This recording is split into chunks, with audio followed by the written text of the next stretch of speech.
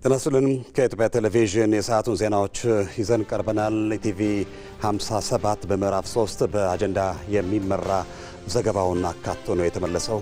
ሁሌ መርጣችሁ ስለምትከታተሉን ከልብ እናመሰግናችኋለን። አርዕስተ ዜናዎቹን እናስቀድማለን።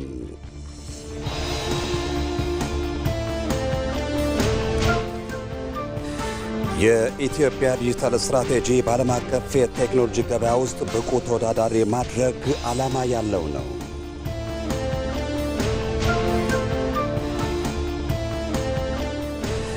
ቤት ሰርተን እናስረክባለን ብለው ሕዝብን በሚያጭበረብሩ አካላት ላይ ሕጋዊ እርምጃ እየተወሰደባቸው መሆኑን የፍትህ ሚኒስትሯ ሀና አርአያስላሴ አስታወቁ።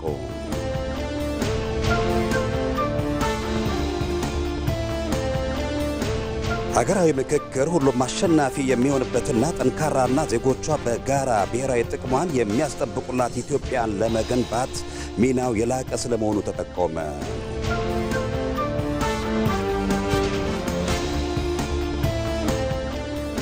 ቻይና በታይዋን ሰርጥ አቅራቢያ ወታደራዊ ልምምድ ማድረግ መጀመሯን ተከትሎ ታይዋን ሉዓላዊነቷን እንደምታስጠብቅ ገልጻለች።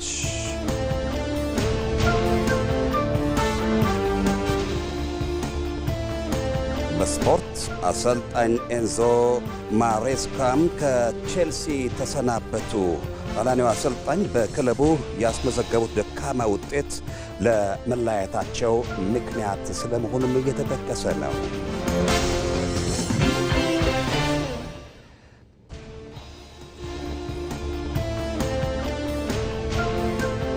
የዛሬ የኢቲቪ 57 አጀንዳ ዜናችን ለኢትዮጵያ ዘመናዊ የኢኮኖሚ ግንባታ ከፍተኛ ሚና ስለሚጫወተው የዲጂታል ኢትዮጵያ 2030 ስትራቴጂ ላይ ያተኩራል።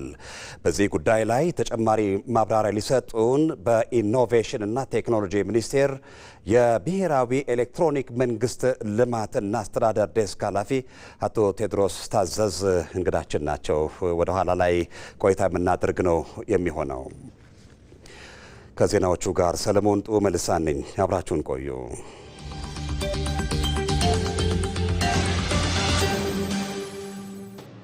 ኢትዮ መልህቅ ኢትዮጵያን ከባህር በር ለማራቅ የተወጠነው ሴራ እየከሸፈ ነው።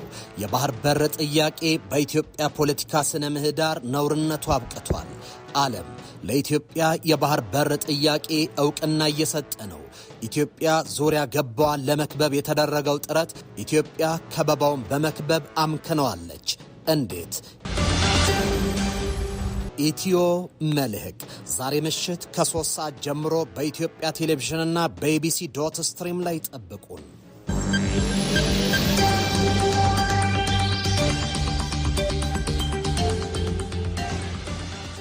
ኢትዮ መልህቅ ዛሬ ምሽት በኢትዮጵያ ቴሌቪዥንና በኢቢሲ.ስትሪም ጠብቁት እንዳያመልጣችሁ።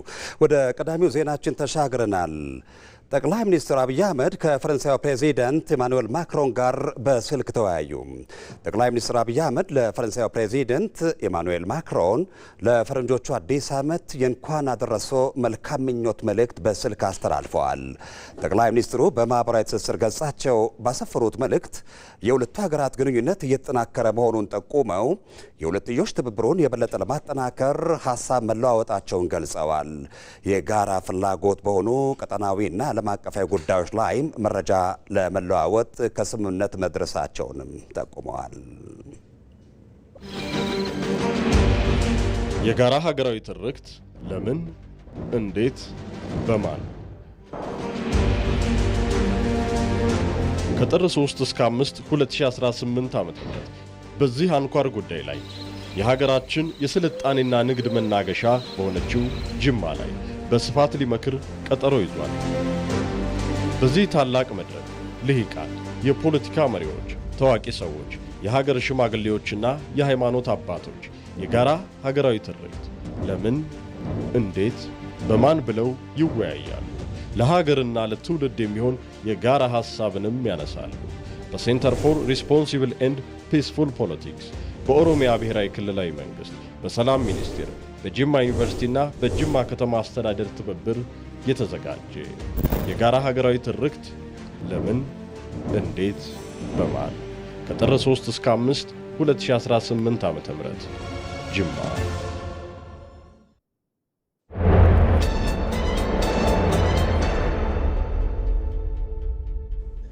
በአጀንዳ ወደሚመራው ዘገባችን ተሻግረናል። የዲጂታል ኢትዮጵያ 2030 ስትራቴጂ ላይ ያተኩራል።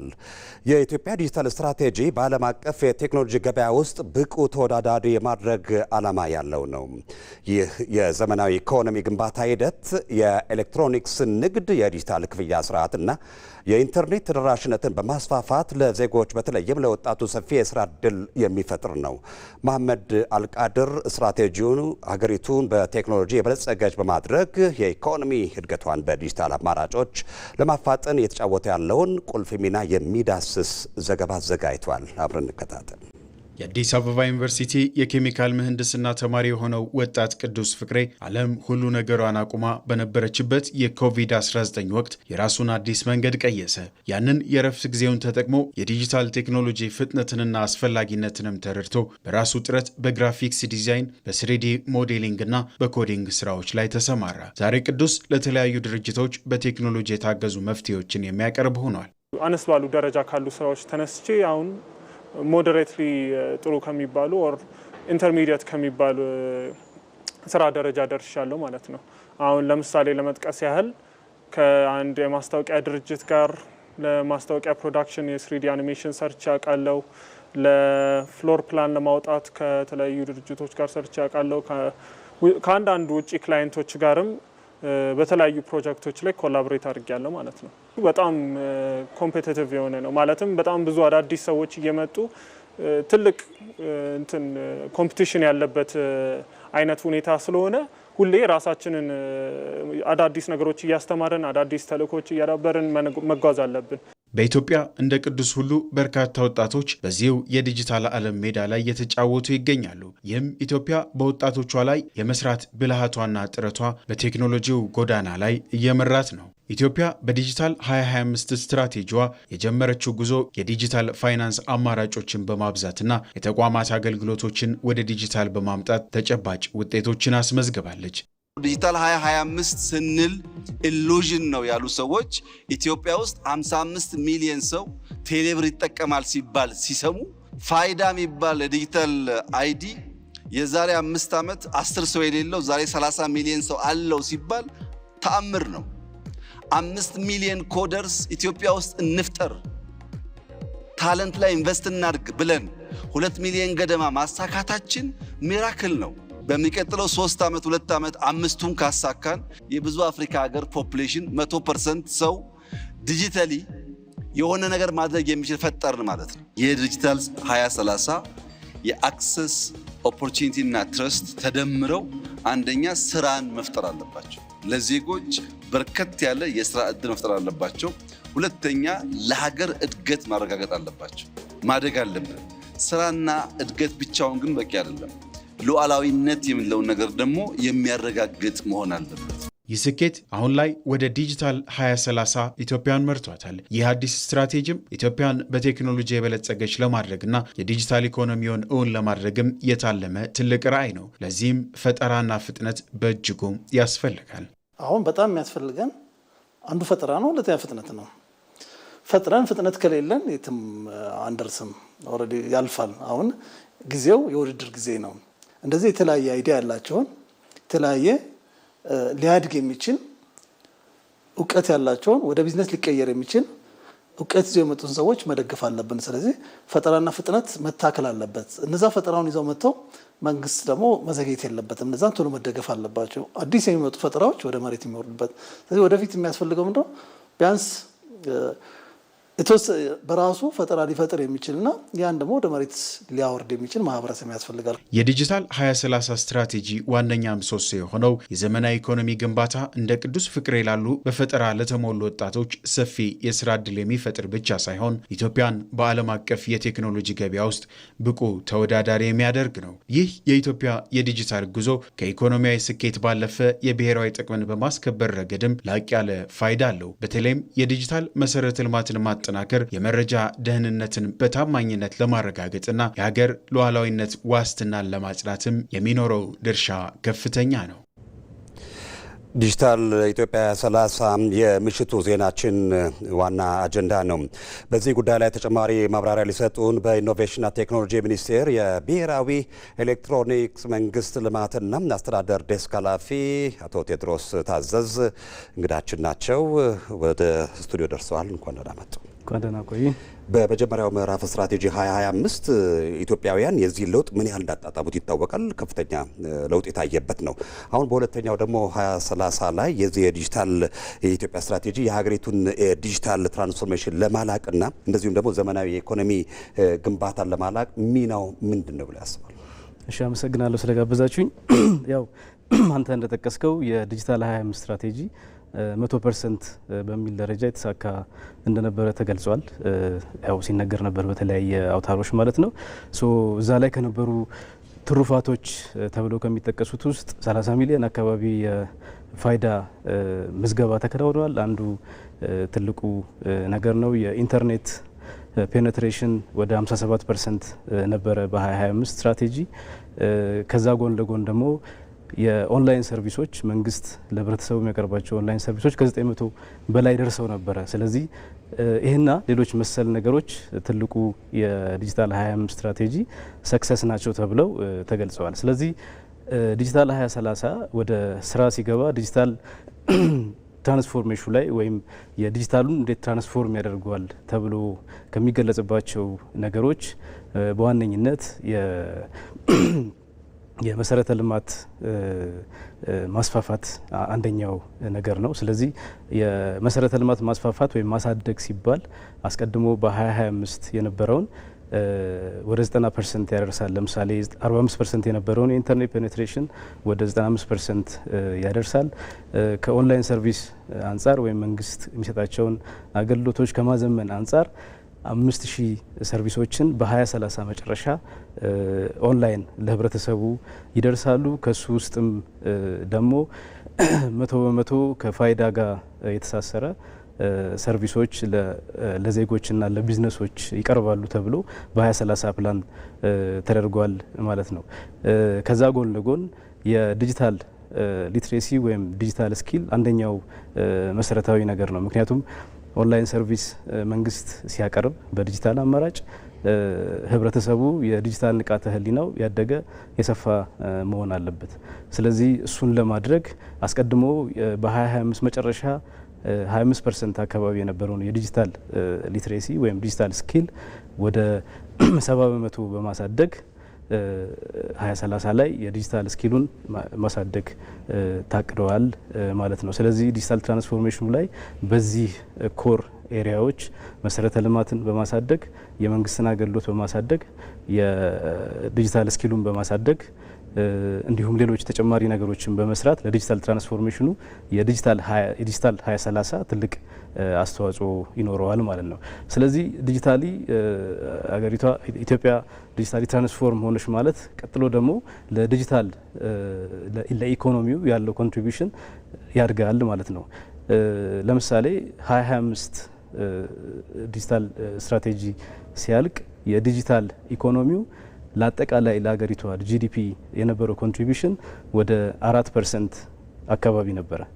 ስለዚህ በ2030 መጨረሻ ዲጂታል ኢኮኖሚው በራሱ የሚፈጥረው ኢኮኖሚ ወደ 12% እንዲያድግ ፕላን ተደርጓል ማለት ነው። ስለዚህ በ2030 መጨረሻ ዲጂታል ኢኮኖሚው በራሱ 12% ለጂዲፒ ኮንትሪቢዩት ያደርጋል። ስለዚህ ከሌሎች ወሳኝ የጂዲፒ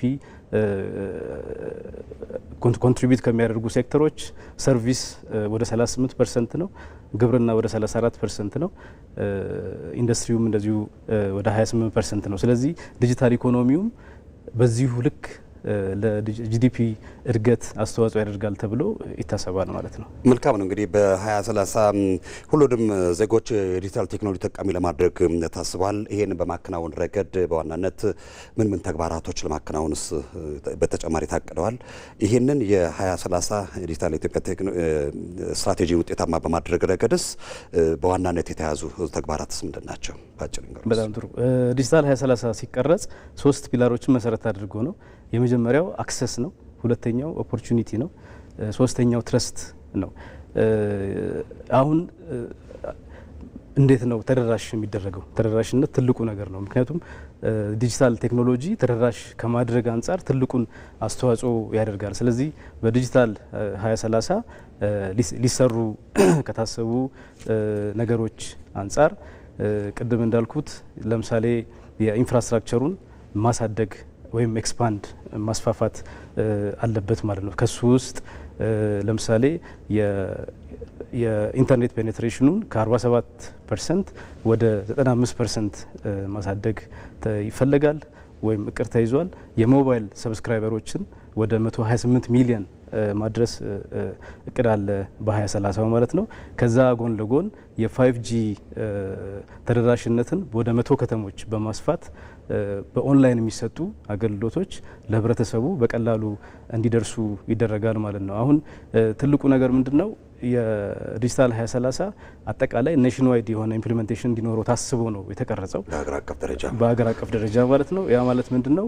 ለሴቶች ለወጣቶችና የተገለሉ ወይም አንደርሰርቭድ የሆኑ ኮሚኒቲዎችን ለአካል ጉዳተኞችን ጨምሮ መድረስ አለበት፣ ተደራሽ መሆን አለበት፣ ትሩፋቱን በዛ ልክ መሄድ አለበት ተብሎ ታስቧል። ስለዚህ አንደኛው መዳረሻችን ቴክኖሎጂን በማስፋት ነው የሚደረሰው ወይም መሰረተ ልማትን በማስፋት ነው። ስለዚህ ትልልቅ ባክቦን ኔትወርኮችን ኤክስፓንድ በማድረግ ኢንተርኔትን በማሳደግ የሞባይል ተጠቃሚ ቁጥርን በመጨመር አንደኛው ይሄ ነው።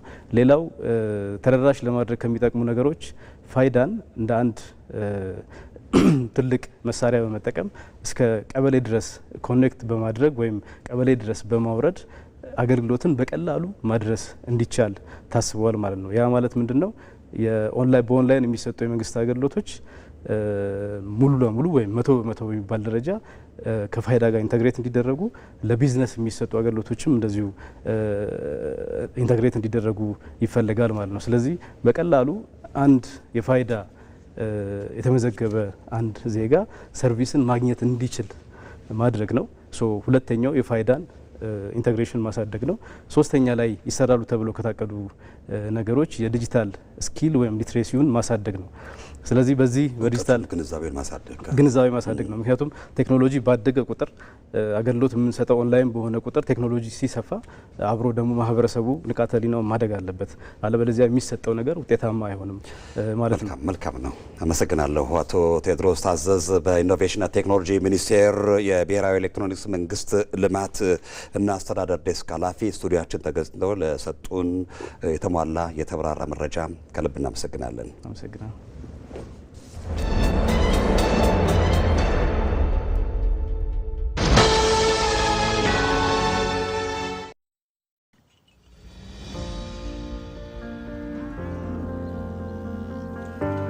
እንዴት ዋላችሁ? መስገን ምን ነው ቀዘቀዝ? ትንሽ አዝመራ ዘር አነሳለብኝና ምን እናግዝ ታዲያ? እኔም ማርሽ የምመልሰው የእህል ዘር ብድር ባገኝ ብዬ ስንከራተት ነው ያልኩኝ። እስከ መቼ የእህል ዘር በብድር ይሞላል ብለን? ምን ላርግ ታዲያ?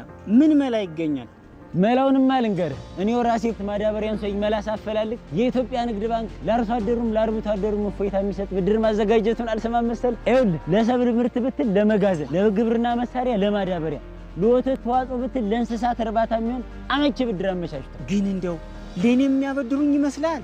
አዎ ስልህ ለብቻም ሆነ ከሌሎች አርሶ አደሮች ጋር ቢሆን አንድ ላይ ሆናችሁ መበደር ትችላላችሁ። ታዲያ ምን ማድረግ ነው የሚጠበቅብኝ? እዚህ አቅራቢያ የሚገኝ የኢትዮጵያ ንግድ ባንክ ቅርንጫፍ ጎራ ብለህ ባለሙያ አማክረህ ከ25% ጀምሮ ቆጥበህ ያሻን የግብርና ብድር መበደርና ልማትን ማቀላጠፍ ነው። አገር የሚመግበው ባለሙያ ለዓመታት ሲያገለግል የቆየው የኢትዮጵያ ንግድ ባንክ የግብርና ስራ እንዲቀላጠፍ አስፈላጊ የሆነ ብድር አመቻችቷል። ከ5% ጀምሮ ቆጥበው የግብርና ስራውን ያቀላጥፉ።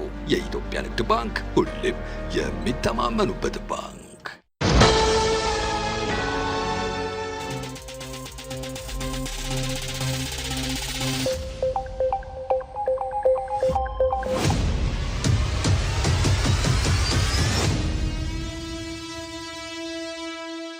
ጦርነት ብለን ከምንለው እሳቤ እንዴት ነው መውጣት የምንችለው? መፋታት እንችላለን? ያውልህ ሸማቂ ነው ችግራችን። አሁን ያለው ተላላኪ ነው፣ ሸማቂ ነው። ዲያስፖራ ሸማቂ ያለ፣ ከተማ ሸማቂ ያለ፣ ገጠር ሸማቂ ያለ። ምን ይባላል በእኛ ሀገር ሰው ማን ያውራ የነበረ ማን ያርዳ የቀበረ ይባላል። እና ትግራይ ወዝ ቶታሊ አንፊት ጦርነት ከአዙሪቱ ካልወጡ እነዚህ አካላት እንዴት ነው መፍታት እንችላለን? ጦርነቱ እኮ ስካር ነው የሚፈጥርብን።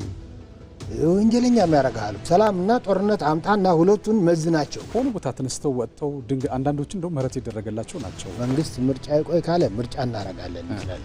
ምርጫ ያረጋለሁ ካለ ደግሞ ፋኖ መቼ ተዋይቶ መቼ ሸፈተ። ጎረቤት አገሮች ጋር ነበር መጣ መቼ ተዋይቶ መቼ ሸኔ ሆነ ሸፈተ።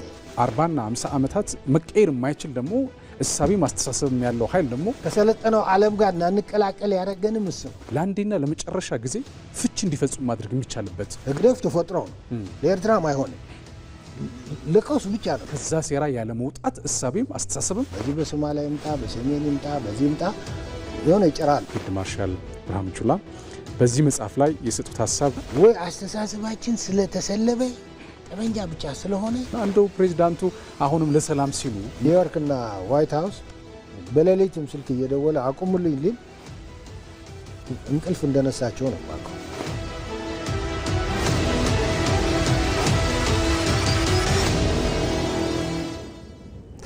ስለ ሀገር በኢትዮጵያ ቴሌቪዥን እና በኢቢሲ ዶት ስትሪም ብቻ ጠብቃችሁ ተከታተሉት። ዜናዎቻችን እንደቀጠሉ ናቸው።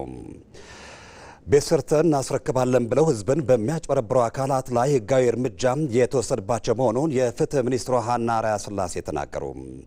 በሌላ በኩል ብሔርንና የፖለቲካ አቋምን መሰረት በማድረግ በቁጥጥር ስር የዋለ አንድም ዜጋ ለመኖሩን ሚኒስትሯ ገልጸዋል። ሚኒስትሯ ይህንን ያሉት የተወካዮች ምክር ቤት ዛሬ ባካሄደው 7ኛ መደበኛ ስብሰባ ላይ ነው። ፍሬሕይወት ረታ ዝርዝር ይዛበታለች። የህዝብ ተወካዮች ምክር ቤት ባካሄደው 7ኛው መደበኛ ስብሰባ የዜጎች ዲሞክራሲያዊና ሰብአዊ መብት ጥሰትን በተመለከተ ከምክር ቤት አባላቱ ጥያቄዎች ቀርበው የፍትህ ሚኒስትሯ ሀና አርአያ ስላሴ ምላሽና ማብራሪያ ሰጥተዋል። በማንነታቸውና በፖለቲካ አመለካከታቸው ብቻ ከ2 ዓመት ከ6 ወር በላይ የታሰሩ የአማራ ፖለቲከኞች፣ ጋዜጠኞች፣ አንቂዎችና የሃይማኖት አባቶች እናንተ የሚጠበቅባችሁን የሰነድ የሰው ማስረጃና ምስክር ማቅረብ ባለመቻላችሁ ለከፍተኛ የሰብአዊ ጉዳት ተዳርገዋል።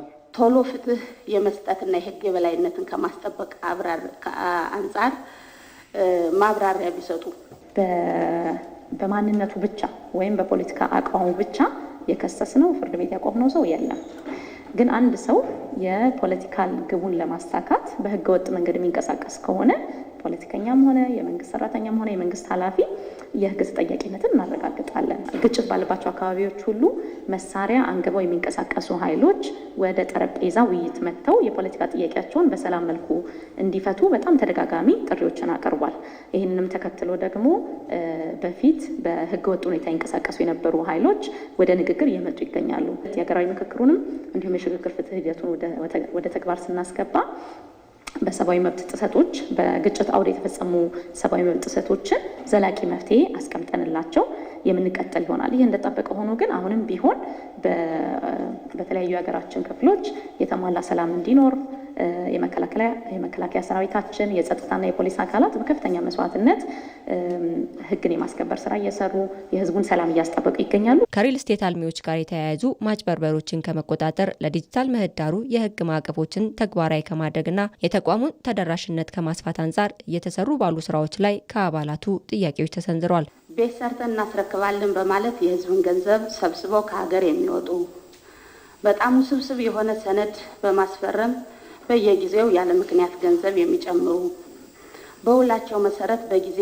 ሰርተው የማያስረክቡ ሰነድ የሚያጭበረብሩ ተቋማት ስላሉ ሚኒስቴር መስሪያ ቤቱ ካወቃቀሩ ጀምሮ በሀገሪቱ በተወሰኑ ቦታዎች የተገደበ መሆኑ በተደራሽነት እና ፍትሐዊ አገልግሎት አሰጣጥ ላይ እና በዜጎች ነፃ ገለልተኛና ፍትሐዊ ፍትህ የማግኘት መብትና እድልን አልገደበም ብለው ያምናሉ። ለምሳሌ ባለፈው ዓመት ከነበሩን ምርመራ መዝገቦች መካከል ከህዝብ ወደ 1.5 ቢሊዮን ብር በመሰብሰብ የቤት ባለቤት አደርጋቸዋለሁ በሚል በጣም በሰፊው የማጭበርበር ስራ ላይ የተሰማሩ ሰዎችን ለይተን በክስ ሂደት ላይ ይገኛሉ። በዚህም ወንጀላቸው ተረጋግጦ ሌሎችም በተመሳሳይ ሁኔታ አተርፋለሁ ብሎ የሚያስቡ ሰዎች ከእንደዚህ አይነት ተግባር እንዲቆጠቡ ለማድረግ አስተማሪ የሆነ ቅጣት እንዲደረግ እየሰራ እንገኛለን። 2018 ጀምሮ ተጨማሪ ቅርንጫፎችን ከፍተን ተደራሽ ባልሆንባቸው ክልሎችና አካባቢዎች በተለይ በፌዴራል ስልጣን ስር የሚወድቁ ጉዳዮችን ለመከታተል ዝግጅት አድርገናል። ሚኒስትሯ የህግ የበላይነትን ለማረጋገጥ በየደረጃው አስፈላጊው የሪፎርም ስራዎች መተግበራቸውን አንስተው ሚኒስቴር መስሪያ ቤቱ አስፈላጊውን የለውጥ ስራዎች በትኩረት እየሰራ መሆኑን ገልጸዋል። የተወሳሰቡና ድንበር ተሻጋሪ ወንጀሎችን ለመከላከል ብቁ የፖሊስ ሰራዊት ለመገንባት በትኩረት እየተሰራ መሆኑ ተገለጸ። የኢትዮጵያ ፖሊስ ዩኒቨርሲቲ በሁለት መስኮች የሶስተኛ ዲግሪ ትምህርት መስጠት ጀምሯል። ጠንካራ የጸጥታ ኃይል መገንባት የሀገረ መንግስት ግንባታው አንድ አካል ሆኖ በትኩረት እየተሰራበት መሆኑንም በማስጀመሪያ መርሃ ግብሩ ላይ ተገልጿል። አስማረ ብርሃኑ 79 ዓመታትን ያስቆጠረው አንጋፋው የኢትዮጵያ ፖሊስ ዩኒቨርሲቲ የበቁ የጸጥታ ኃይሎችን በማፍራት ሀገራዊ አበርክቶ ሲያደርግ የቆየ ነው። በ6 የትምህርት መስኮች በሁለተኛ ዲግሪና በ19 የትምህርት መስኮች ደግሞ በመጀመሪያ ዲግሪ ሲያሰለጥን ቆይቷል። ተቋሙ አሁን በሁለት የትምህርት መስኮች የሶስተኛ ዲግሪ ትምህርት መስጠት ጀምሯል። ዩኒቨርሲቲው የሶስተኛ ዲግሪ መርሃ ግብር መጀመሩ እየተወሳሰበ የመጣውን ወንጀል በብቃት ለመከላከል እንደሚያስችል የፌዴራል ፖሊስ ኮሚሽነር ጀነራል ደመላሽ ገብረ ሚካኤል ገልጸዋል። የወንጀል ሁኔታ እንደ ሀገርም እንደ አህጉርም በዓለም አቀፍ ደረጃም እየተወሳሰበ የመጣበትና የተሻለ እውቀት ወንጀልን ለመከላከል የተሻለ እውቀት የሚፈለግበት ደረጃ ላይ የደረሰ ስለሆነ ፖሊስም ከዘመኑ ጋር አብሮ መሄድ የሚያስችል የሊደርሺፕ አቅም ያለው እንደዚሁ ደግሞ የሰራዊት አቅም ያለው መገንባት ስላለበት አሁን እነዚህን ሁለት ፕሮግራሞች ለመጀመሪያ ጊዜ በሀገራችን የፖሊስ ታሪክ ውስጥ በፒኤችዲ ፕሮግራም ማስጀመር ችለናል። እነዚህ ፕሮግራሞች መጀመራቸው ለፖሊስ ትልቅ ፋይዳ አለው። አንደኛ የተማሪ ሰው ኃይል በስፋት ለማፍራት እድል ይፈጥራል። ሁለተኛ ደግሞ የወንጀል መከላከል ስራችንን በሪሰርች ለማገዝ ትልቅ እገዛ አለው። እንግዲህ የጸጥታ ሁኔታዎች የወንጀል ሁኔታዎች ድንበር ተሻጋሪ ናቸው። እነዚህን ድንበር ተሻጋሪ የሆኑ የወንጀል ሁኔታዎችን ደግሞ በጥናት ላይ መደገፍ ያስፈልጋል። እነዚህን ለመከላከል ለዛ ደግሞ እነዚህ የፒኤችዲ ፕሮግራሞች ሞር ሪሰርች ላይ ትኩረት ስለሚያደርጉ አሁን የፖሊስ ተመራማሪዎችን ለመፍጠር እድል ይፈጥራል ማለት ነው። በቀጠናው ከጎረቤት ሀገራት ጋር በመቀናጀት ወንጀሎችን በጋራ ለመከላከልም የጎላ ፋይዳ እንደሚኖረው ነው ያነሱት። የተለያዩ ፍላጎቶችም የሚታዩበት የተለያዩ የድንበር ዘለል የወንጀል ኬዞች፣ የሂውማን ትራፊኪንግ፣ የቴሮሪዝም፣ እነዚህ የናርኮቲክ ድራግ ጋር በተያያዙ የተለያዩ አዘዋዋሪዎች ደግሞ ይህንን መስመር መጠቀም የሚፈልጉበት ሁኔታ ስላለ እነዚህንም ለመከላከል ከጎረቤት ሀገራት ጋር አብሮ ተቀናይቶ መስራት ትልቅ እድል ነው። ይሄንንም ለማስፋት አሁን የጀመርነው የፒኤችዲ ፕሮግራም ነው። በጣም ብዙ የጎረቤት ሀገራት እየጠየቁ ነው። በሀገረ መንግስት ግንባታው የተቋማት ግንባታ ትኩረት የተሰጠው መሆኑን ያነሱት የስራና ክህሎት ሚኒስትርና የኢትዮጵያ የፖሊስ ዩኒቨርሲቲ የቦርድ ሰብሳቢዋ ሙፈሪያት ካሚል ጠንካራና ብቁ የጸጥታ ኃይል መገንባትም በዚህ ውስጥ አንዱ ትኩረት ተደርጎበት እየተሰራበት ያለው ጉዳይ መሆኑን አንስተዋል። ፖሊስ ውስጥ የምናካሄደው የአሰራር፣ የአስተሳሰብ፣ የአደረጃጀት ለውጦች በሙሉ ትርጉማቸው ከጀመርነው የሀገረ መንግስት ግንባታ ጋር ቀጥተኛ ትስስርና ዝምድና ያላቸው ናቸው። የዛሬ ፕሮግራማችን የሶስተኛ ዲግሪ ፕሮግራም ማብሰሪያ ተደርጎ ቀለል ብሎ የሚነገር ቢሆንም አዲሱን ማንነት በተግባር በፖሊስ ውስጥ አይተናል። አዲሱ ማንነታችን ከተቋም ግንባታ አንጻር የተጀመረውን መቀጠል ብቻ ሳይሆን አልቆ መቀጠል። ዛሬ ፖሊስ አሉ የተባሉ ዘመናዊ ቴክኖሎጂዎችን በመታጠቅ ረገድ ቀዳሚ ተቋም መሆን ጀምሯል። ኢትዮጵያ ከምትፈልገው አንጻር ብዙ መስራት ይኖርብናል። ነገር ግን በብዙ ነገር ከቀዳሚዎቹ ተርታ መሰለፍ ጀምሯል። ከአፍሪካ ብቻ አይደለም፣ ዓለም አደባባይ ላይም መቆም ችሏል የኢትዮጵያ ፖሊስ። ይሄ ስለተመራ የመጣ ውጤት ነው። በቴክኖሎጂ ታግዞ ወንጀልን ለመከላከል እየተሰሩ ላሉ ሰፊ ስራዎች የሶስተኛ ዲግሪ መርሃ ግብር መጀመሩ አጋዥ እንደሚሆንም ተገልጿል። ሀገራዊ ምክክር ሁሉም አሸናፊ የሚሆንበት ሀገራዊ መግባባትም የሚፈጠርበት ነው። ልዩነትን በውይይትና ምክክር የመፍታት ልምድ ያላቸውም የሚባልላቸው ኢትዮጵያውያን በጠረጴዛ ዙሪያ ይመክራሉ። በዚህ ጉዳይ ላይ ወንደሰን አፈወርቅ ተጨማሪ አዘጋጅቷል። በኢትዮጵያ ከውይይት አዳራሾች ይልቅ ዱር ገደሉ የልዩነት መፍቻዎች ሆነው ቆይተዋል። የሀሳብ ልዩነቶችን ለመፍታት ከውይይት ይልቅ ቃታ ምርጫ ሆኖ ብዙ ውድ ልጆቿንም በልቷል። በዜጎች መካከል ያሉ የሀሳብ ልዩነቶች፣ አለመግባባቶችን በውይይት የሚፈቱበት መንገድም በሀገሪቱ ሳይታዩ መቆየታቸው አሊያም ደግሞ መጨናገፋቸው ብዙ ችግሮችንም ወልዷል። እናም ይህንን በዘላቂነት መፍታት የሚያስችል መንገድን ዜጎች ሲሹም ቆይተዋል። ይህ አካሄድ ያበቃ ዘንድ ልዩነቶች በውይይት ተፈተው ህዝቡም ረፍትን ያገኝ ዘንድ የሀገራዊ ምክክር ተጀምሯል። የውይይት ልምዱ አልዳበረም። ልዩነትን በሰላም ከመፍታት ይልቅ ጠመንጃ መወዝወዝ ይቀነዋል የተባለው ኢትዮጵያዊም ጾታ፣ ብሔር፣ የፖለቲካ አቋምና መሰል ልዩነቶች ሳይነጣጥሉት በጠረጴዛ ዙሪያ ቁጭ ብሎ እየመከረ ነው።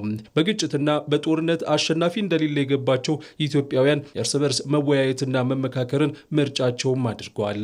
በዚህኛው አካሄድ ሁሉም አሸናፊ የሚሆኑበት መንገድ ይቀይሳል። የሰው ህይወትን የሚቀጥፍ ጥይት ሳይሆን መደማመጥ የሚቀድምበት፣ ኢትዮጵያውያን ሰብሰብ ብለው በጋራ የሚመክሩበት ነው። ይህ ደግሞ በሀገሪቱ የሚታዩ አለመግባባቶች በውይይት የሚፈቱበትን ጊዜ ሲናፍቁ የነበሩ ዜጎች መሻት ነው። ሌላ አማራጭም የለም ከጠረጴዛ ውይይት በስተቀር ሌላ ውይይት ከዛ ውጭ መፍታት አይቻልም። በፖለቲካ ልዩነት፣ በሀሳብ ልዩነት ጦር መማዘዝ ሳይሆን በቃ እዚሁ በቃ በምክክር በሀሳብ ብቻ እዚሁ በሀሳብ መሟገት እዚያ በኋላ በሀሳብ ተሟግተን እርግጠኛ ነኝ እዚያ በኋላ በሀሳብ መሳሳብ መቀራረብም አለ። ይህ በዜጎች በጥብቅ ሲፈለግ የነበረው የሀገራዊ ምክክር ሂደት የአጀንዳ ልየታና የተወካዮች ምርጫ በአብዛኞቹ ክልሎች ተከናውኖበት ወደ መጨረሻው ምዕራፍ ደርሷል። ኢትዮጵያውያንም በሂደቱ በንቃት እየተሳተፉ የልዩነት ምንጭ የሆኑ ብንወያይባቸው ያሏቸውን ጉዳዮችም ያለ ገደብ እያቀረቡበት ቀጥሏል። የፖለቲካ ተንታኞች እንደሚያስቀምጡት ሀገራዊ ምክክር በህይወት ዘመን አንዴ የሚገኝ እድል ነው። ሀገራት ይህንን ወሳኝ እድል ለማግኘትም በብዙ ውጣ ውረዶች ውስጥ ያልፋሉ። ታዲያ ለውጤታማነቱ ከዜጋው ባሻገር የፖለቲካ ፓርቲዎችም ትልቅ ሚናን ይጫወታሉ። በሀገሪቱ የተካሄደ በሚገኘው ሀገራዊ ምክክር ሂደትም የተለያዩ ፓርቲዎች ሀሳብ እያዋጡ በሂደቱም ተሳትፎ እያደረጉ ነው። የቀደመው የጠመንጃው መንገድ ሀገርን ለጉዳት ዳርጓታል፣ መመካከሩ ይበጃል ያሉ ፖለቲከኞችም የሀገር መዳኛው መንገድ ምክክር ነው እያሉ ይገኛሉ። እንግዲህ የምናውቀው መንገዶች አሉ። ብዙ መንገዶቻችንን እናውቃለን። የጦርነት መንገዱን ከኛ በላይ የሚያውቅ የለም። ስለዚህ የቀረን የምክክሩ መድረክ የውይይቱ መድረክ ነው። ሀገራዊ ምክክር የተወሰኑ ኢሹዎች የተወሰኑ ጉዳዮች አንኳር የሆኑ ጉዳዮች መልስ የሚያገኙበት ስምምነት ላይ የሚደረስባቸው ሀገር አቀፍ ምክክር ነው። ስለዚህ ኢትዮጵያ ማትረፍ የምትችለው አንኳር የሆኑ በጣም ለረጅም ዘመናት የተጓተቱ አጀንዳዎቻችንን ተሰባስበን ተመካክረን መቀራረብ ላይ ማድረስ ነው ልታተርፍ የምትችለው። ሀገራዊ ምክክር ሁሉም አሸናፊ የሚሆንበት ሀገርም በዜጎች መካከል ያሉ ልዩነቶች በምክክር ተፈቶ የምትሻገርበት ነው። በኢትዮጵያም ዜጎች ያለ ገደብ የልዩነት የቁርሾ ምንጭ ሆነው በቆዩ ጉዳዮች ላይ እየመከሩ ነው። ይህም ብሔራዊ መግባባትን ለመፍጠር ያስችላል። የባህር በርን አስፈላጊነት አሳንሰው የሚመለከቱ አፍራሽ አስተሳሰቦችን ወጣቱ በእውቀትና በአንድነት ሊመክት እንደሚገባ ተገለጸ። የኢትዮጵያ ወጣቶች ፌዴሬሽን የባህር በራችን የደም ስራችን በሚል መሪ ቃል ሀገር አቀፍ የወጣቶች ንቅናቄ መርሃ ግብር አካሂዷል። ሳምሶን በላይ ተጨማሪውን አዘጋጅቷል። የኢትዮጵያ ወጣቶች ፌዴሬሽን የባህር በራችን የደም ስራችን በሚል መሪ ቃል ከመላው ሀገሪቱ የተውጣጡ ወጣቶችን ያሳተፈ ሀገር አቀፍ የወጣቶች የንቅናቄ መርሃ ግብር አካሂደዋል። የሴቶችና ማህበራዊ ጉዳይ ሚኒስትር ዴኤታ መና አህመድ የሀገራችን ወጣቶች የባህር በርን በተመለከተ የሚስተዋሉ አፍራሽ አስተሳሰቦችን ወጣቱ መመከት ይገባዋል ብለዋል። የባህር በር ጉዳይ የመንግስት ብቻ ተደርገው እንዲሳሉ የሚደረጉ አፍራሽ አስተሳሰቦች አልፎ አልፎ ሲንጸባረቁ ይታያሉ። እንደዚህ ያሉ ጎታች ሁኔታዎች ልትጠበቁና ልትከላከላቸው የሚገቡ ናቸው። ጉዳዩ የትውልድ ጉዳይ ነው።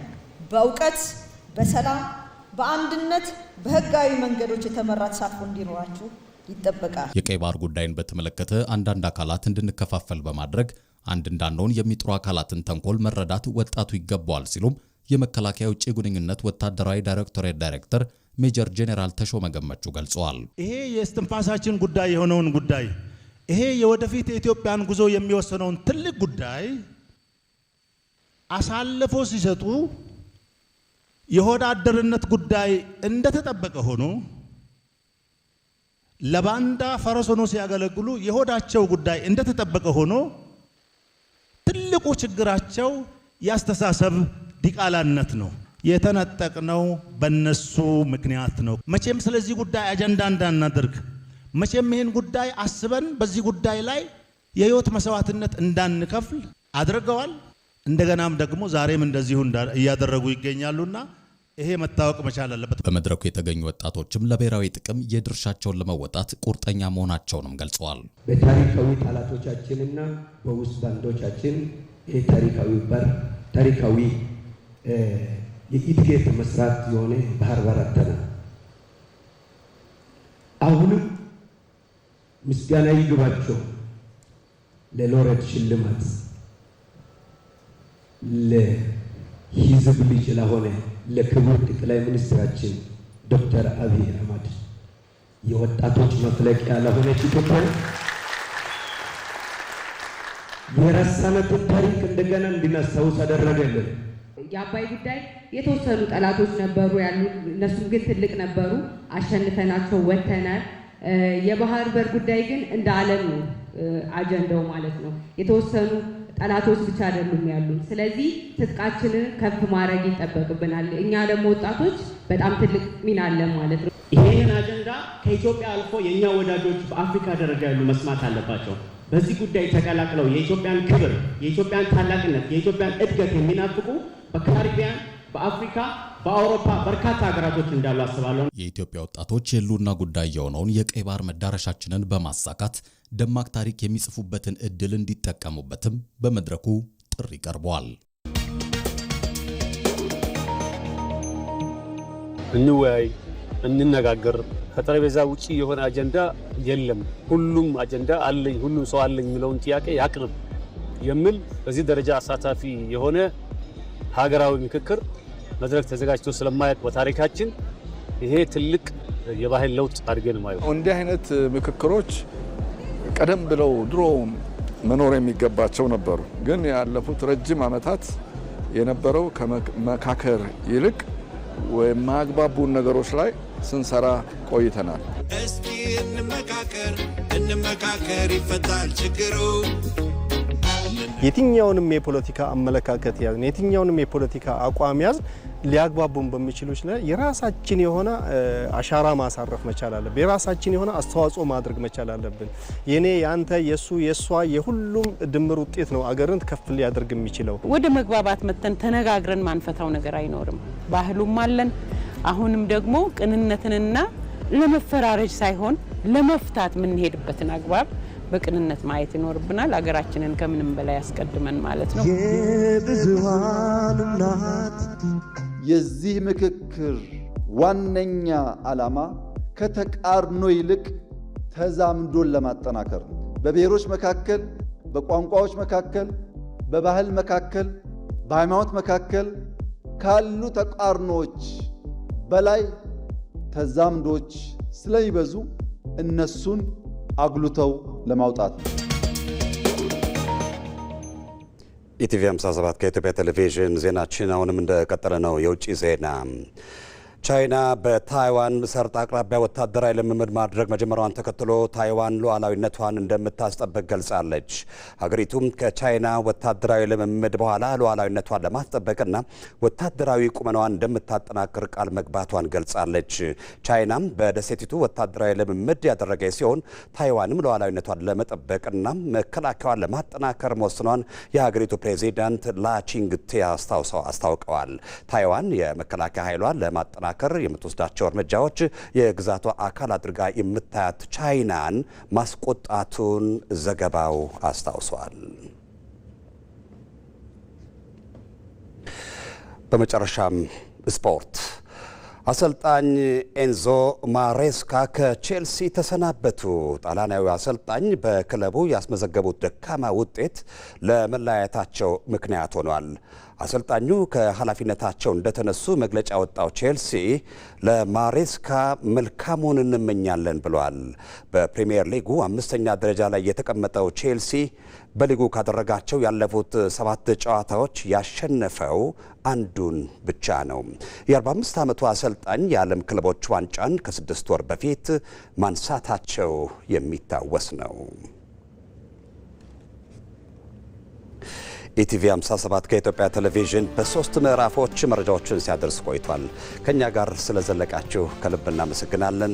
ሰለሞን ጡመ ልሳን ዜናዎቹን በመምራት ከስቱዲዮ ባለሙያዎችና ከዜና አርታያን ጋር በመሆን ቆየው። በያላችሁበት መልካም ጊዜ